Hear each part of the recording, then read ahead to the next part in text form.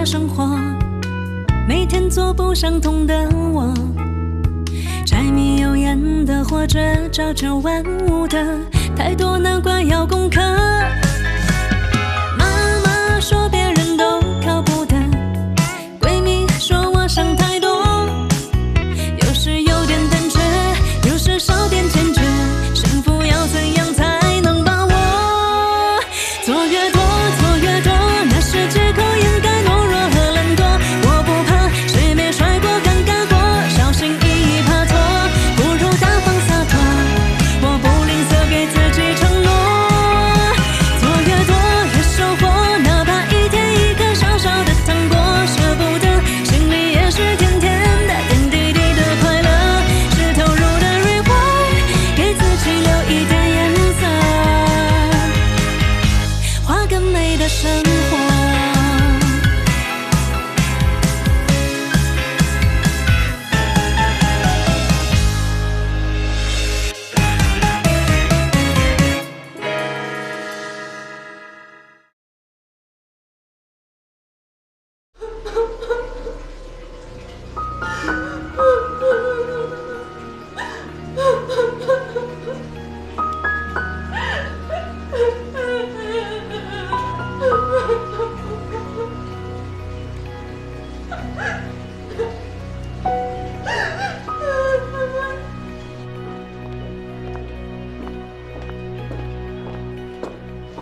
你们好，瑶瑶，那个我听说有转机了。对方律师是我的师兄，我刚才打了一个电话，何百灵那边确实有些动摇。太好了。但是退一万步来讲，你们在这个时候公开关系，对整个官司是有害无益的。不管出现什么结果，我都认，全都认。你是因为这个原因要离婚，对吗？实在不好意思啊，我一直都在骗你。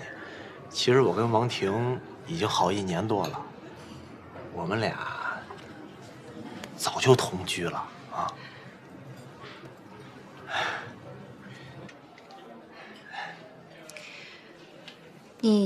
你在骗我，我是知道的，我是你的律师。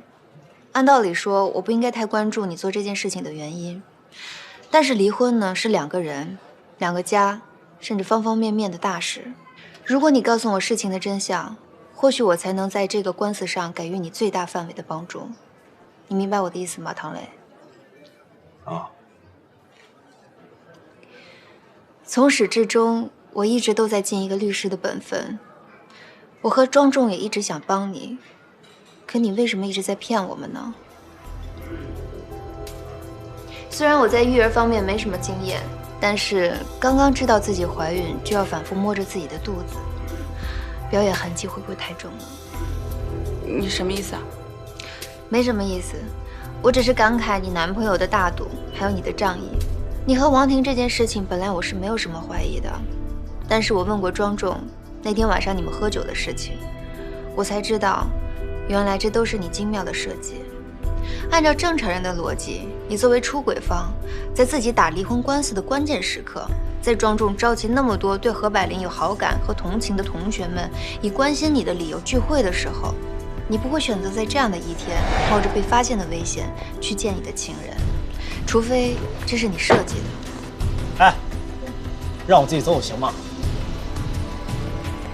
庄重的酒品好不好，我们先不讨论。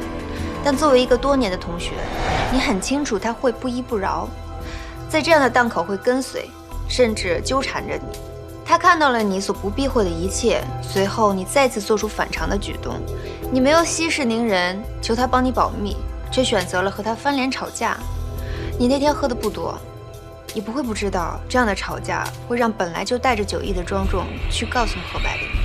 你不就是想当狗腿子吗？把这事告诉何百灵是吧？你去啊！你不去，你就是王八蛋！我他妈还非去不可了我！何百灵知道这件事以后还在忍，只有2个原因会让他这么做。第一，他真的不在乎，他爱你爱到了愚蠢的程度。第二，他知道你不会这么做，他知道这是假的，他很有把握。就算是因为第一，何百灵也会表现出相应的难过、伤心和愤怒，但他没有，那么就是第二个原因了。他很清楚你为什么这么做。唐磊在外面有人了，麻烦你转告他，我不管那个女人是谁，我都可以原谅她，只要她回来撤销离婚，我就当一切都没有发生过。当然，我知道仅仅有猜测是不够的，所以我向你提出来，我想见见王婷。如我所料，你拒绝了。但是以你们故意的高调，几乎能让每个人都能看到你们的亲热，但在这份亲热里面，却有一些别样的客套和距离。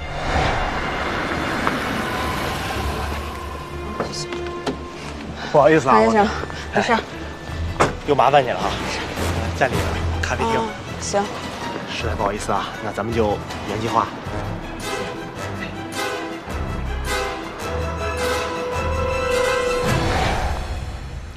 王婷女士，唐磊向外界说你已经怀孕的事实是非常聪明和巧妙的，这是一个让任何人都无法怀疑的理由。但是这个关口却有些令人费解。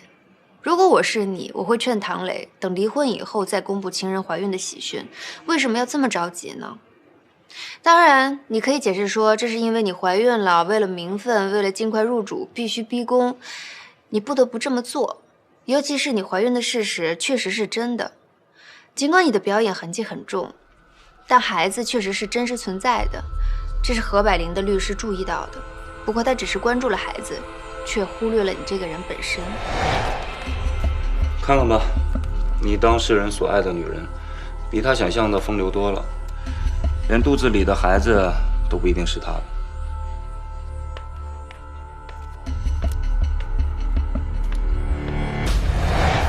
哇，孕8周，8周是我算一下，8周是2个月啊。老公，你说是男孩还是女孩啊？男孩女孩都是我的吧，我都要。这女孩是我的。因为这个疑点，我也在关注着你们。老实说，从表演层面上来讲，你们还是略显生疏。你们的表演只能体现出客套的关系。虽然唐磊是一个彬彬有礼的绅士，但是你们怎么也不像一对恋人。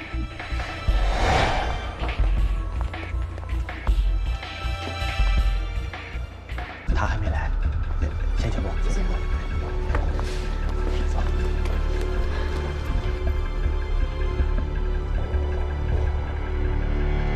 谢谢。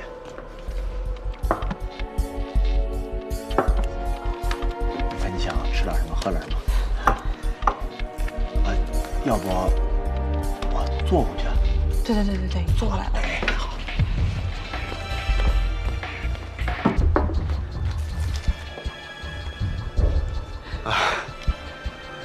要不原计划。哎，原计划。都准备好了。行。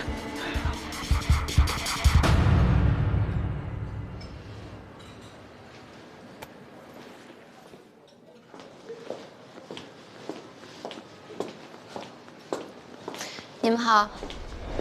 另外，我之所以会知道，会提到你的男朋友，你别误会，我没有跟踪调查，这都是何百灵的律师调查到的。但他猜错了，因为你只有一个男朋友，就是那个和你去医院孕检的男人，而唐磊也不是受骗者。你这还不明白吗？王婷她本身就是一个水性杨花的女人，也就是说，你的当事人被骗了，怎么样？帮一个笨蛋去辩护，很爽。我劝你啊，赶紧让他撤出来。还不一定谁骗谁呢。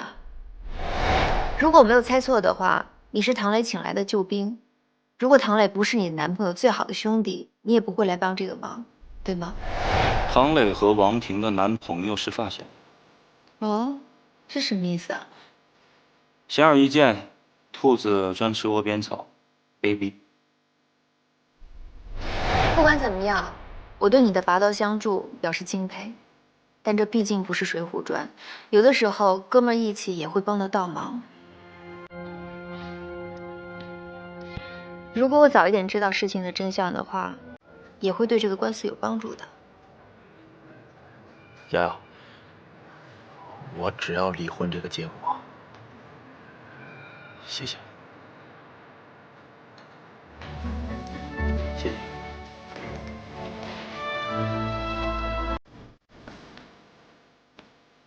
婆媳关系不好是假的，何百灵不会生育是假的，现在公开的出轨还是假的。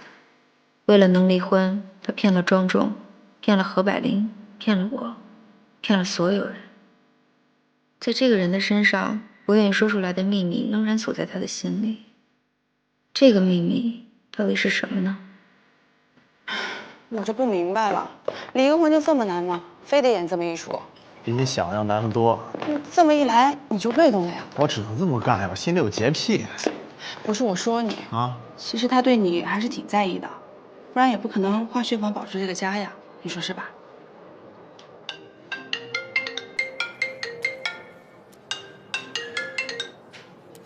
喂，怎么了？怎么了？他说他头疼。那快回去看一下呀。装的。哎，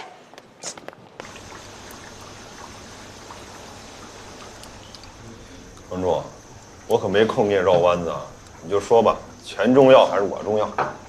你这话说，当然你重要了啊！我就这么一个哥哥，咱先不说好坏吧，咱就这么一个，那还用说吗？那我让你小子弄个药怎么那么费劲呢？啊，舍不得啊？那可是朝鲜的，进口能不贵吗？你都不知道我这头有多疼。有句老话说得好，头疼不是病，疼起来要老命啊。那说的是牙。哎，行，别吃。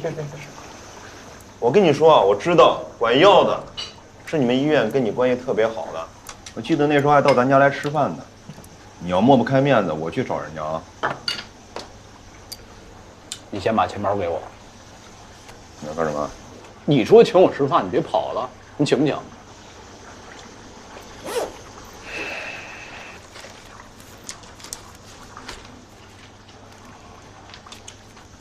哎，你跟乐乐好点了吧？好什么？我老丈母娘是不是替你说好话了？说了就得了，哎呀，还跟我装，还朝鲜进口，还营养神经，吃保健药就能治头疼？我问你，你怎么个疼法啊？你是偏头疼啊，还是神经疼？三叉神经什么的啊？那个恶不恶心？耳不耳鸣？你说呀？你这磁共振脑 CT 啊，什么都没做，你就敢对症下药？我就是陪你演个戏啊！要是我老丈母娘一开心，跟你在乐乐他爸妈面前说说好话，你们这事儿就算捋平了。到现在你还没出戏呢，演过瘾了，真当我傻呀？我告诉你，你弟弟精着呢。可以啊，庄重，你是不是吃了什么进口的神药了？啊？哎，印度的吧？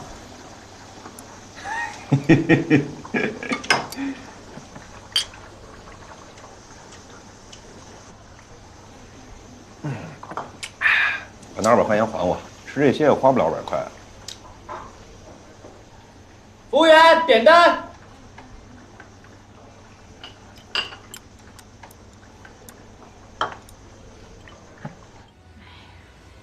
乐乐，你也别不高兴啊，舅妈就你这么一个外甥女，要不是看着你长大，啊，跟你有感情，以你舅妈这脾气这性格，谁家的闲事我爱管呢？是不是？我是为你好，等你将来后悔了，谁给你吃后悔药啊？这世上哪有后悔药啊？不是舅妈，你之前不也说过庄园人不错吗？我不想要什么百万、千万、亿万富翁，我就想找个对我好的。我打他、骂他、呵斥他3天3夜，他不还嘴，眼睛里、心里、脑子里就想我一个人，这就够了。乐乐，这怎么说话呢？我实话实说的吧，这每个人的选择不一样，我又不是没有交往过有钱的。就这么跟您说吧，现在又有钱又有颜又有肌肉啊，心肠又好的男人早就结婚了，要不就都是 gay。我觉得剩下的这些男人中就庄严了，我就觉得他挺好。你说这孩子，你说你满嘴说的都是歪理，你知道吗？那是不是？你找谁挑谁选谁，我管不着。这儿你爹妈还在这儿呢哈。可舅妈是过来人，就一句话，起码你得找个有工作的，我说的是收入还不错的，像那种税都不需要扣的工作那可不行。那你之前说的都不算数了是吗？不算了，庄阳这人不靠谱，不靠谱就是不行。妈，我告诉你，乐乐，我就同意你舅妈的话，这不找工作怎么行啊？你将来吃什么喝什么呀？喝西北风去啊？我坚决同意你舅妈的话。我也同意。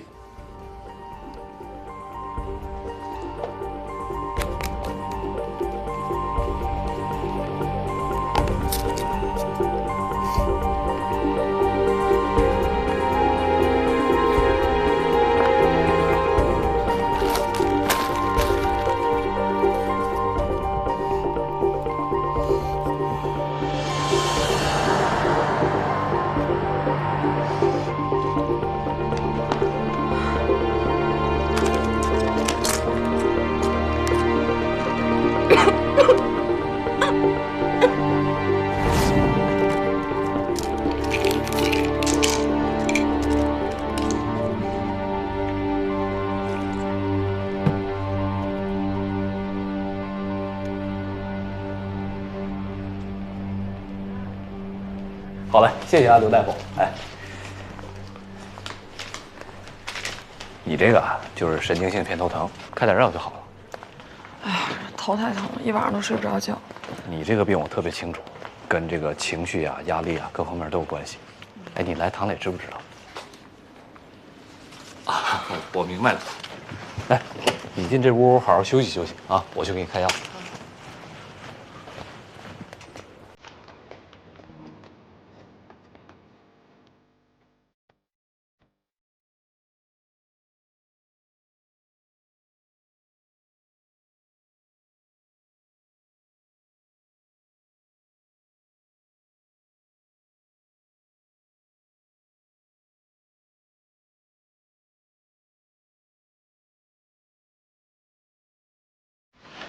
哎，大娘，药给你开好了。我看看啊，这6种药，怎么？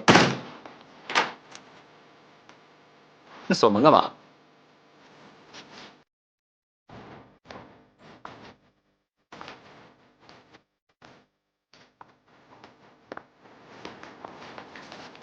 真正，那个。白莲，我知道你跟唐磊啊有一些误会，但是就是你不能这么报复。哎，白莲，真正，我知道你是喜欢我的，你快告诉我你是喜欢我的，对不对？其实上学那会儿你就喜欢我，你说。白莲，我上学时候是挺喜欢你，但我们现在不一样，我们不能这样。真正，那个白莲，你听我说，我知道你对我于心未了，但是咱都结婚了，你克制些，克制些。克制他。漂亮。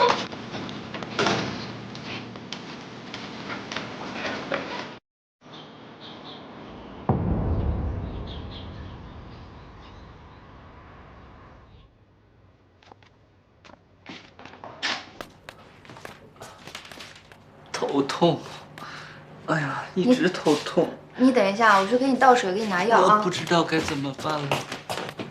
谢谢你啊。你的止痛药。郑重。哎，等会儿，当时就这样。对啊。没有任何前兆。没有啊。一下子就把你抱住。是啊。什么都没说。没说呀。你自己信吗？老婆，天地良心啊，真的。哎，我这也就是在值班室，我要在楼道里就好了，那有监控能替我作证。你想想，我怎么会做这种事情？你是个理性的人。前几天我刚跟潘艳艳闹完误会，我现在在做这种事儿，可能吗？我是受害者呀。那也就是说，他一进门没说2句话，他就突然他就把我抱住了。事情就是这样。先不说我信不信你啊，可他这么做也太不可思议了，他这是为什么呀？是啊，我也挺费解的，为什么呀？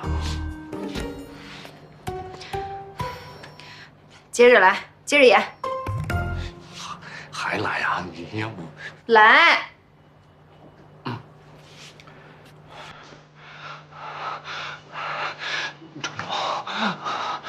郑重，恶心！你让我演的，你到底演不演？是有点夸张，咱还演不演啊？演，不演我怎么知道他在想什么？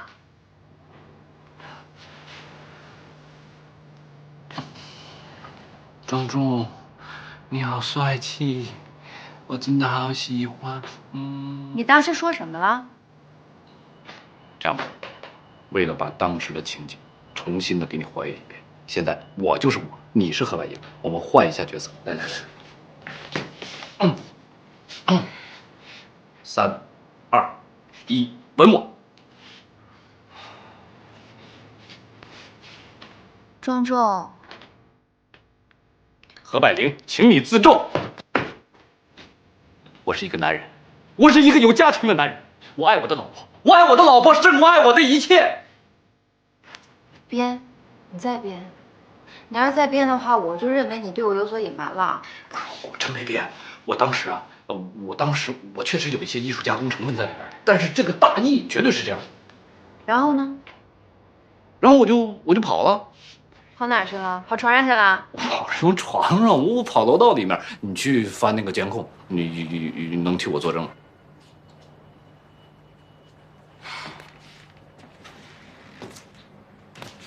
你要这么说，她就是一个太水性杨花的女人了。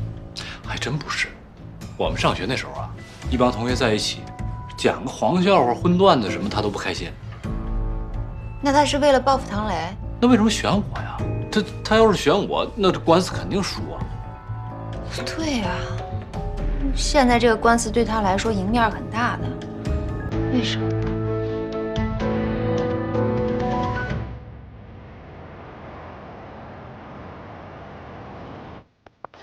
对不起，您不能进去。让开。对不起，何总真的不在办公室。给我让开！叫保安。哎，您真的不能进去。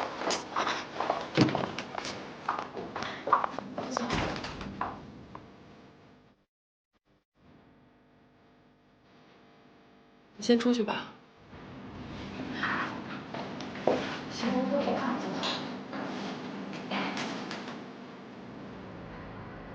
抱歉。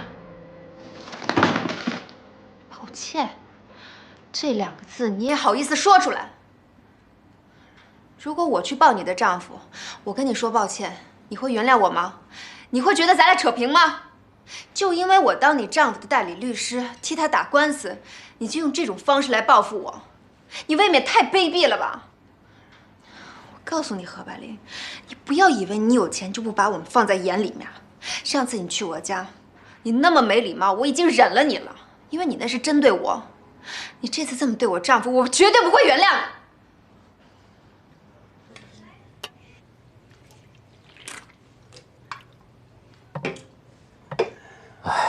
你听我说啊，我这人从小到大什么样，你最清楚，是吧？我这人我承认有毛病，但唯独男女方面的事儿，我拎的是特别清楚。我也不想跟你解释特别多，但是这事儿得跟你说清楚。我今儿来也就是为了这个。我知道，要是你的问题，我早动手了。别说了。你老婆是不是精神病啊？庄庄，我要不是没活够，我今天弄死你信吗？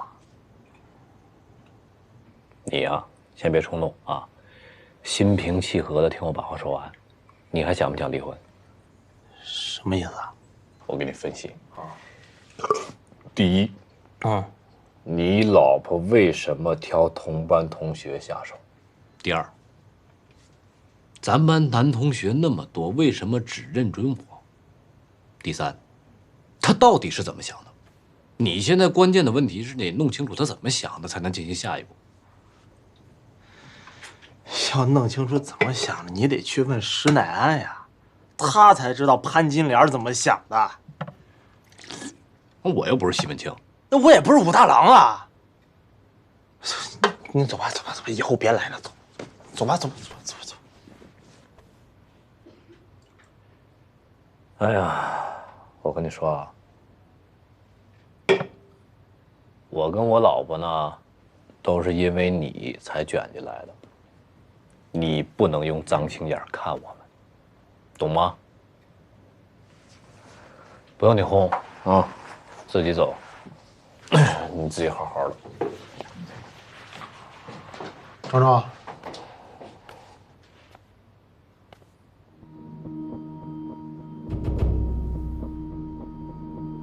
你和何百灵的问题在于你们之间有太多不可告人的秘密。这些事情你一直瞒着所有人。这些事情从一开始就是一场猜谜游戏。当然，我也是从昨天才想通了所有环节。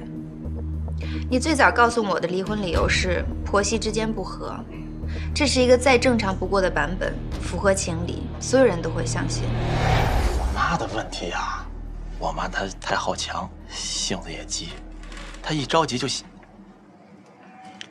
欢动手。但是何百灵却不知道你对外人说的理由，这很奇怪。他有说我们离婚的原因吗？他跟我说，你们婆媳不和。你告诉你母亲的第二个版本是不能生孩子的问题，这个理由同样合情合理。你这个儿媳妇啊，什么都好，就是没法生养。唉，天爷就是这么不公。但一直到了何百灵去我家发火的那天晚上，他坚决地否认了这个说法，但又不肯揭穿真实的原因。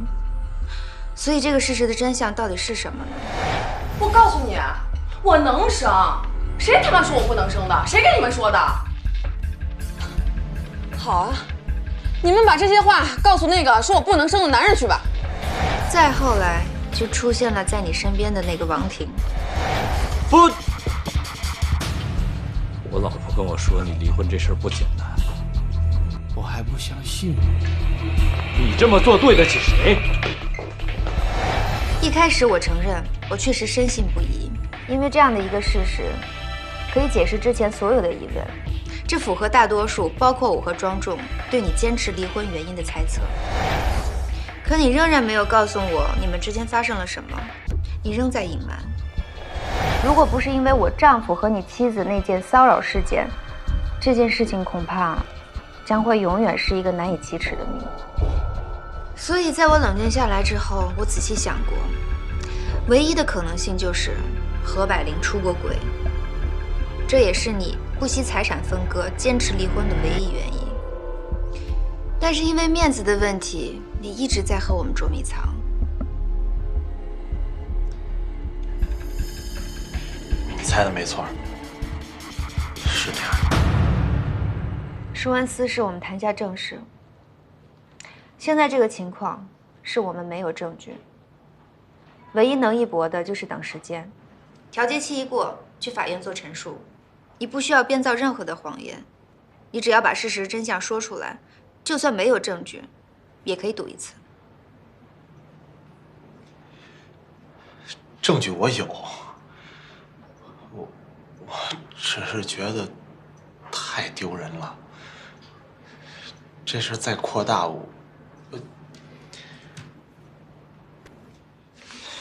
一切随你的意愿。要是我能够找到人证明他出过轨呢？不过，我跟他很久都没说过话了。你认识那个男的？他是我的同学，庄重也认识。哎，唐磊，干嘛呢？拍照了？哎，快点啊，都等你呢！来来来，快点！抱歉啊，这关乎我的脸面，我实在没办法了才骗你的。我能生育，我跟百灵也没有要孩子的问题。之所以我要离婚，之所以我找人挣脱，原因就是这个。他出轨了，那个男的是我们的同班同学。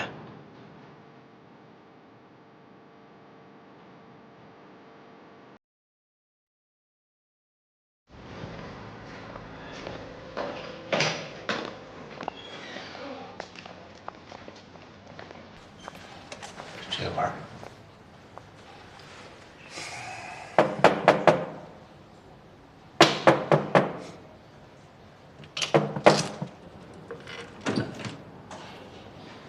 佳佳，吴小宝在吗？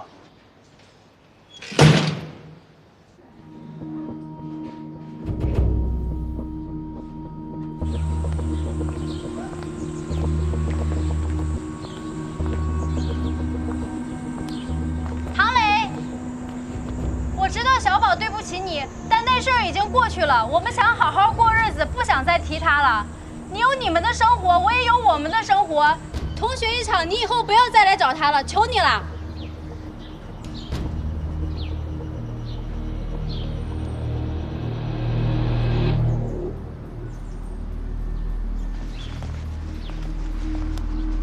我就知道是这么个结果。有句话可能不太中听，我还能再问什么呢？说吧。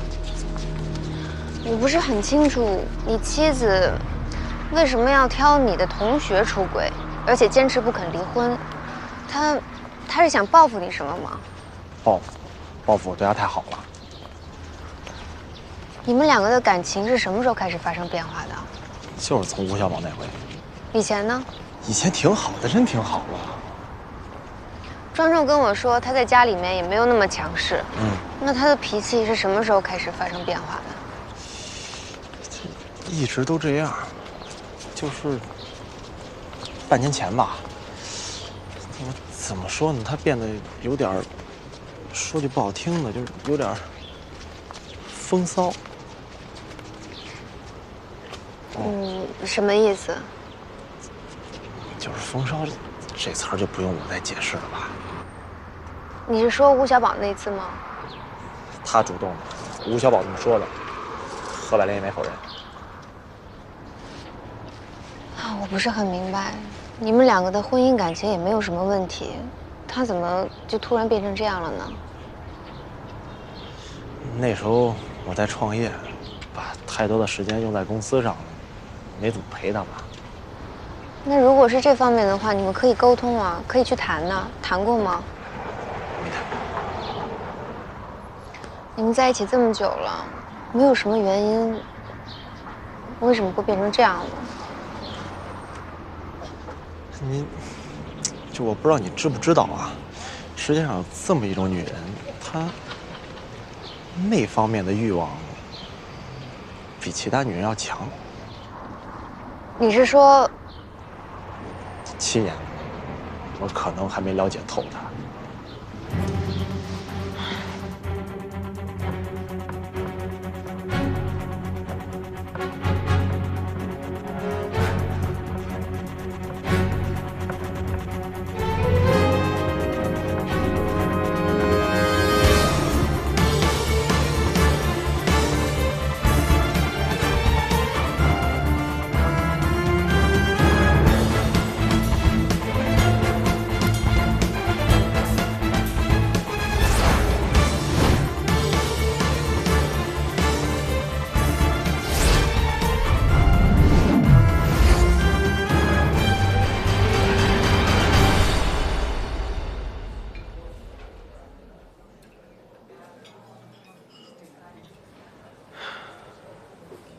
你知道我的事儿了，我也知道你的事儿了。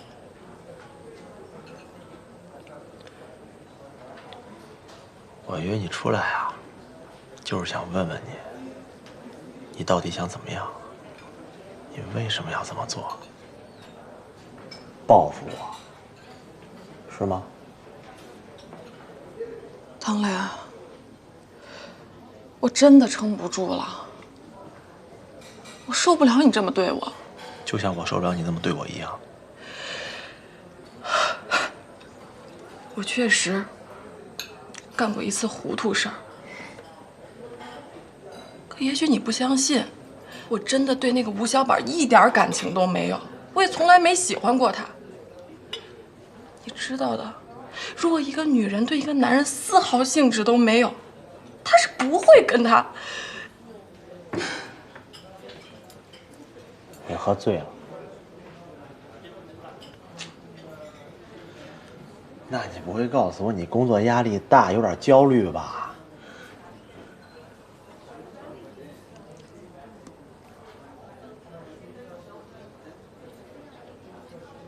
你吸毒了？别因为我干过那一件事儿，就觉得我是一个什么事儿都能干出来的人。我懂法，而且我是个很保守的人，我知道什么东西死都不能碰。唐磊，咱们俩在一起这么多年了，我是一个什么样的人？难道你不知道吗？我不知道，我不知道你为什么要这么做。那时候我们挺好的呀，没有吵架，你为什么要这么做？我也不知道我为什么那么做，我也不知道。可能你不相信我说的话，但我真的也不知道我为什么要那么做啊！真的，唐磊，我真的想把心掏给你，我只爱你一个人，只要你不离开我，你让我做什么都行。何小姐，我请你在离婚协议书上签字，你放过我吧，好吗？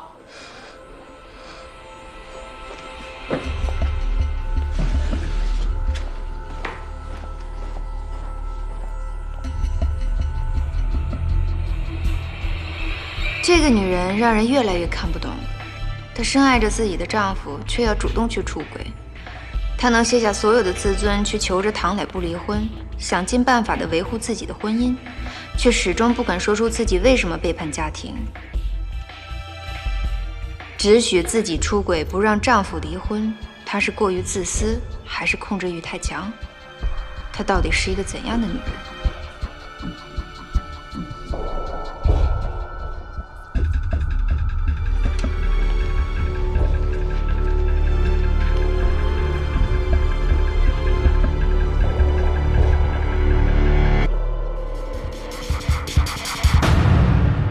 你得注意点影响啊，庄重。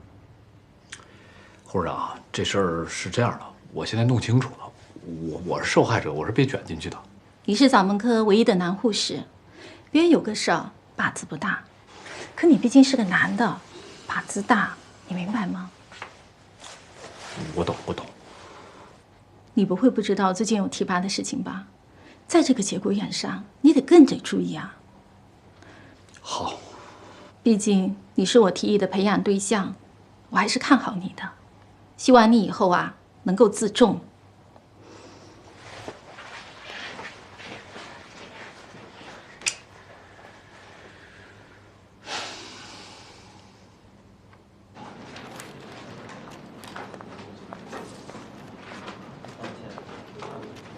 老师，有人找您。谁呀？说是您同学。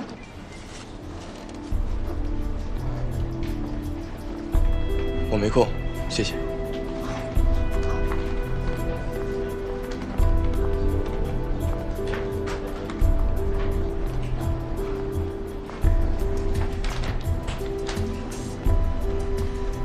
不会打扰你太久，10分钟可以吗？对不起，我很忙。我丈夫和你一样，那个女的也是何百灵。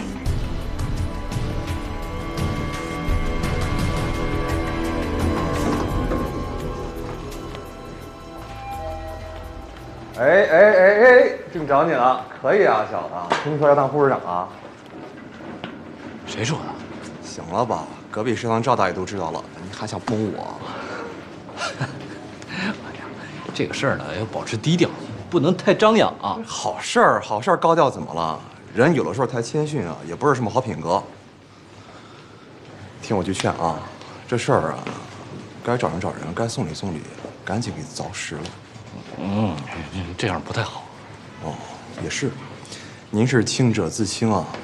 行，那你就好好在那个荷花池里边躺着，然后泡澡的时候啊，别忘了带搓澡巾啊。干嘛啊？关键是我不太擅长做这个。我也不太擅长做这个。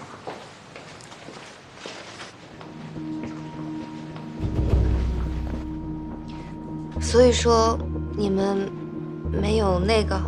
没有，我可以发誓。那你为什么不敢面对唐磊？我老婆不想让我再和他们家人有任何的接触。任何的，你明白吧？我懂。我也不知道他为什么会那么做，我是说那么主动。以我对他的了解，他并不是那样的人。那你们为什么会在何百灵家呢？他们公司要做网页，我是做设计的，都是好朋友，就帮他免费做一个。那天我去他家，他给我钱，我不要，他非塞给我，这一拉扯，他就主动对你没有抱住我，仅仅是抱住我，别的什么都没有，一点都没有。如果是这样的话，你可以说出来。如果你是唐磊，我和何百灵在家里抱在一起，我说我们没出轨，你信吗？他为什么要对你这样？不瞒你说，在今天之前，我一直觉得他可能是喜欢我才那么做的，但他和庄仲远，我就知道我的猜测是错的。他一定是在报复唐磊，唐磊一定做了些什么对不起他的事情。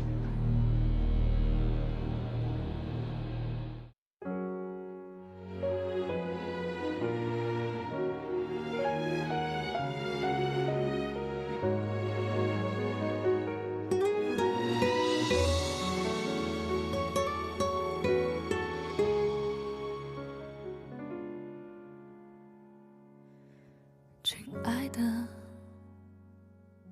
原谅我忍不住想哭，两个人都不想认输，太辛苦，好孤独。那近在咫尺的幸福，不知不觉面目模糊，看不清楚。我们怎么了？手牵手走进了迷雾。我问你有多在乎，你说你用心良苦。不是不爱了，却感受不到那温度。那份幸福，越想保护，越抓不住。原来只有读懂你的心，才能读懂幸福。原来我以为最平凡的相处，却更要呵护。爱不靠天赋，只靠付出，懂珍惜才能领悟，不怕痛才会有。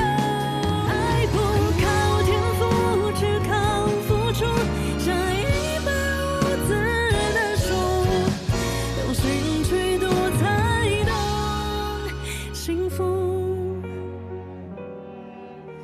读懂了你就